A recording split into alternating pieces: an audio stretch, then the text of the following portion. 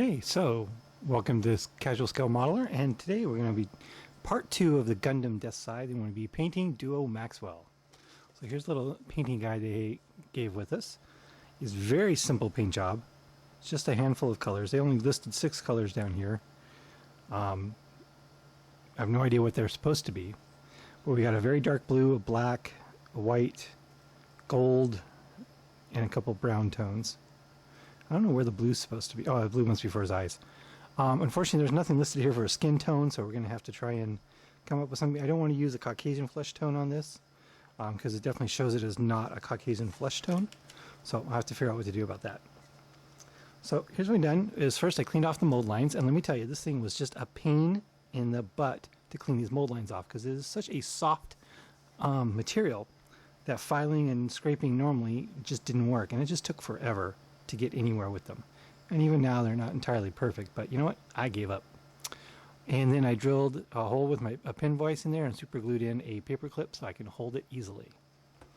So the first thing we do, we're just going to give it a quick base coat here of black over the black primer, because we don't want to paint on primer. And we're using Tester's Model Master Acrylic Flat Black. So that's just the first step, is just to give this a really quick overview of this, because as I said, we don't want to leave it primer. We don't paint primer, we paint. And it'll just take a second here, and I'm going to let that thoroughly dry before moving on to the next step. Okay, so now that the paint has dried completely, we're going to give it the black a highlight. Now in the instructions here, or I should say the painting guide, the black is not highlighted in any way. So there's a couple ways we could do that. We could go through here and line highlight it, but I don't think it's worth it for that.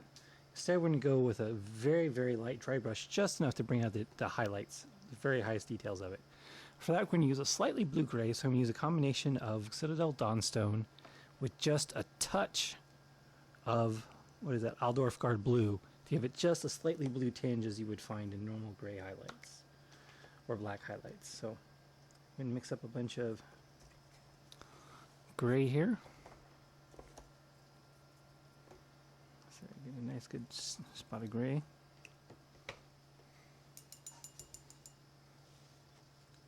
So just a little tiny touch of blue in there. There we go. It's perfect.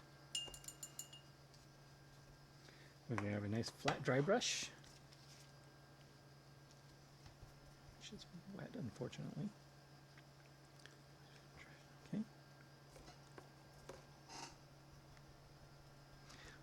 Very little paint on there because we want it nice and light. And we'll just give it a very light dry brush here.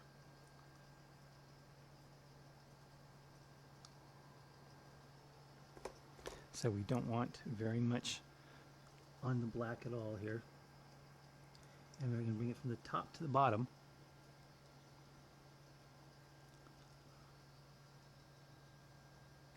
So the majority of the highlights are on the top.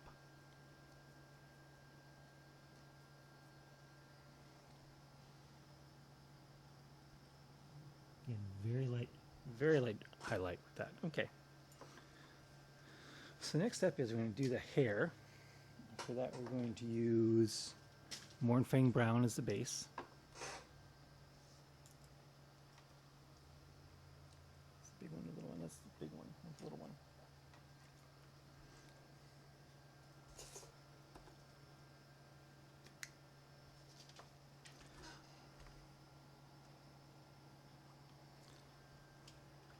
I'm just going to paint over the hair that way.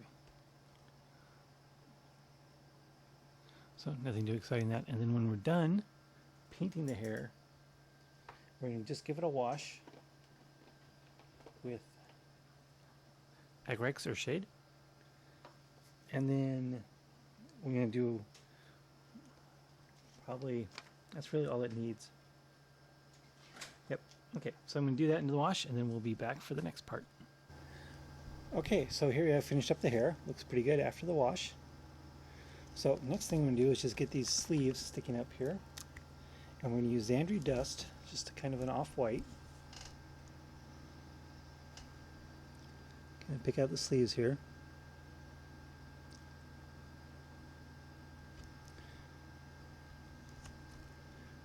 exciting about this. And then I'm going to work on the flesh tone. Now, the flesh tone is kind of interesting because it's obviously a cartoony color. It's not meant to be realistic. So it was kind of like a yellowish flesh tone. So what we're going to do is kind of a mix of an accurate flesh tone and the cartoony color that's listed here on the picture. Okay, very simple. Now for mixing the flesh tone. You can see I've got some experiments here on this palette already. Some experimenting. I think I found a good combination of an Asian flesh tone and the cartoony look here. So we're going to use 3 colors here. We're going to use a brown. So I'm going to start with Mornfang brown. Lighten it up with white.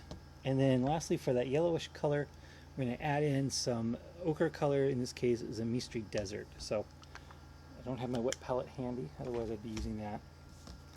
So just for mixing here, I'm going to start with a good portion of brown.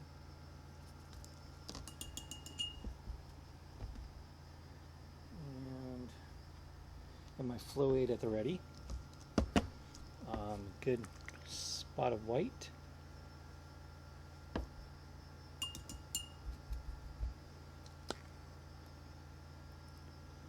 And then we'll get the ochre last, because we're not going to get a whole lot of that. We don't need a lot. Okay, so what we're going to be doing is adding the brown to the white, because we want it to be fairly light, as you can tell by the picture here. So there we have very nice tone color. I guess tone color is kind of redundant. Very nice tone. Very warm, flesh type tone. And we have just a touch of the ochre. Get it just yellowed up just a little bit. And we're going to need a little more white because the skin color here on the picture is very light. So we've got just a touch of white in there, a touch of yellow. So actually, it's going to need a lot more ochre than I thought. There we go. That looks really good. Again, just a little more white. We want a little bit lighter than that, based on this picture here.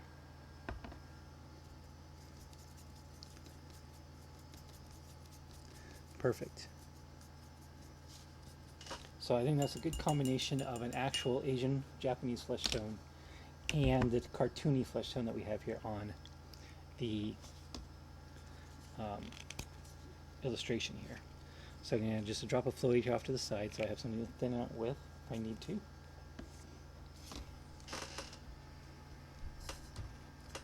So I'm going to use the best brush I have here. The hardest part is going to be getting in here among the hairs. It would also help if I was framed in any way. Painting on camera is actually quite difficult. So there's a little bit of the flow aid because we get it a little better mixed up. So this is probably going to take a couple coats because this is a pretty thin mix. Yeah, it's going to take at least a couple coats here. So I want to make sure you get the ears here around the hair.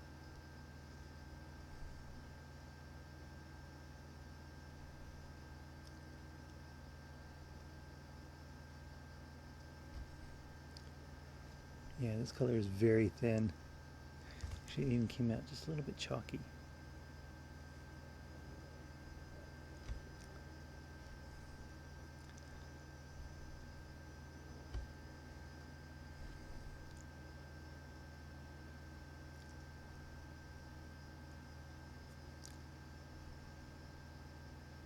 Okay, so when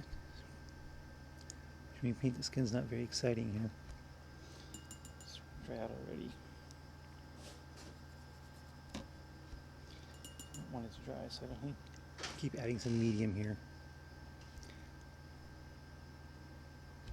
So yeah, so what I'm going to do is go ahead and finish up painting the skin here, and we'll be back when it's nice and dry. Okay, so as you can see, we got a very nice tone on the flesh here after a couple layers. You can see some of the roughness in the skin there. That's from the material not wanting to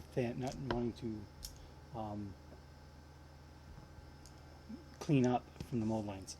So I'm just gonna have to live with that. So now comes the trickiest part of all. I'm gonna try and do something with the eyes. And I don't know how much of this I'm actually gonna get on camera. So we're gonna use the Aldolfgard blue, which is essentially an ultramarine blue.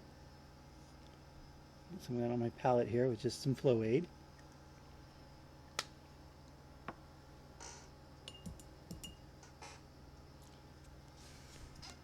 See what we can do here. So we just take a little bit of flow aid here in the blue. Very fine point here on the brush. I'm going to fill in the eye circles here. Of course, having the model jump on me like that is not a good way to start.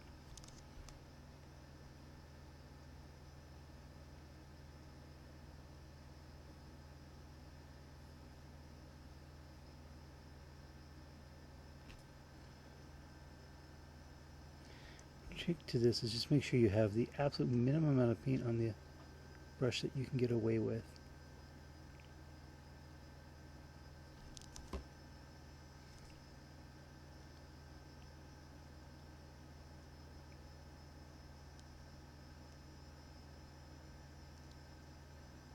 I'm definitely no studio level painter here, but not too bad.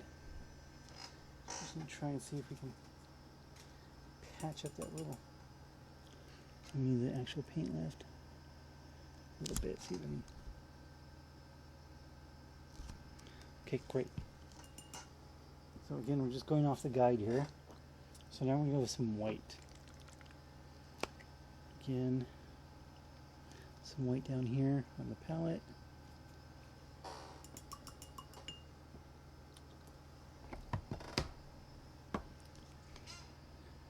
Flow it in with the white, absolute finest tip on the brush you can get. And what I'm going to do is just add like a crescent moon of white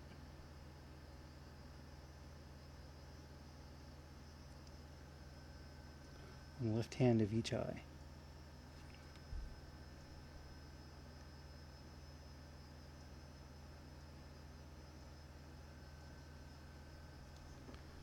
Looking good. And then a dot of white on the right hand side of each eye. Brace.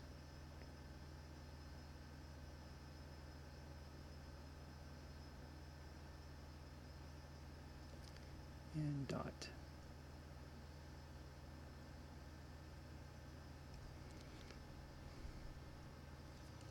Okay. And last we need just a bit of black. Same thing, using acrylic paints, a little black here on the palette. This doesn't want to come out on the palette very well.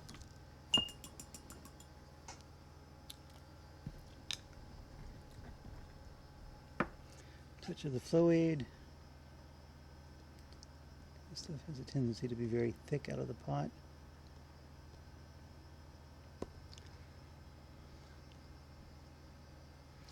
And then we do a black line here. Just, oops, that tip was horrible. So make sure you look at your brush, and if it's not looking the way it should be, don't use it. Start over. There we go, much better. And then we're going to do, so on the dot here,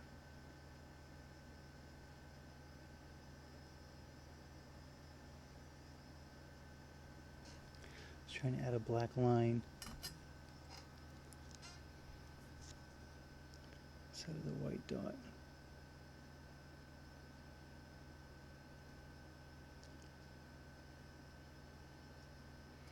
Okay. And then we're going to try do the eyebrows like it shows on the picture. More like paint. Paint is out of control. Getting the paint the right consistency is the key to doing details like this.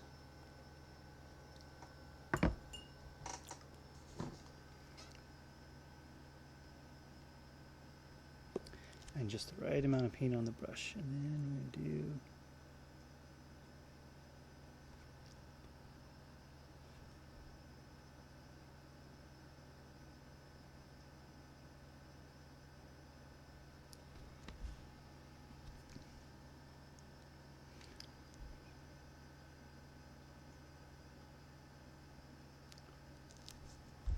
Okay.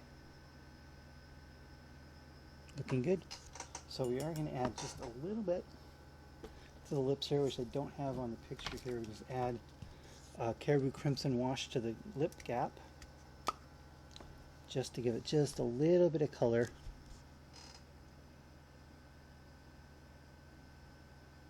But not enough to change the skin color much. It might even be too much, but it doesn't look too bad, if I do say so myself, for painting on camera, which again is not the easiest thing in the world to do.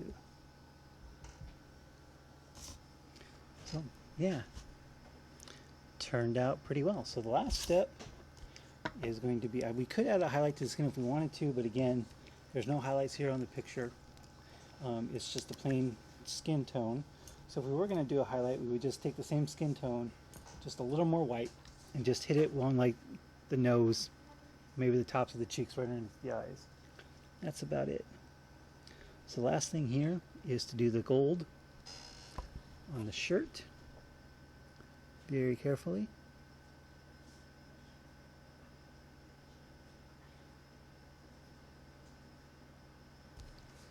Again, it's going to take a very fine. Okay, so we'll get that finished up, and the next time we'll see this, we'll do the showcase. Okay, so here it is, the completed Duo Maxwell. See, the designs on the sides of the gold bands really weren't very well defined, so I just kind of painted squares. Still looks fine. Can't really tell from any sort of distance. And the base I changed up a little bit. Instead of just leaving it plain, I just took a piece of diamond plate, plastic card, glued it to the top, painted it with some bulk gun and washed it, just to give it some little depth. And then the letters out here in front, I just highlighted with the same gray I used on the actual Gundam itself. So, overall, I'm pretty darn happy compared to the pictures here. He turned out pretty well, and it'll be nice sitting next to him. So that's it for the Deathscythe, Gundam Deathscythe in part 2. So in the next part, we're going to be doing the green glow effect on the weapons. Yep. So, thanks for watching.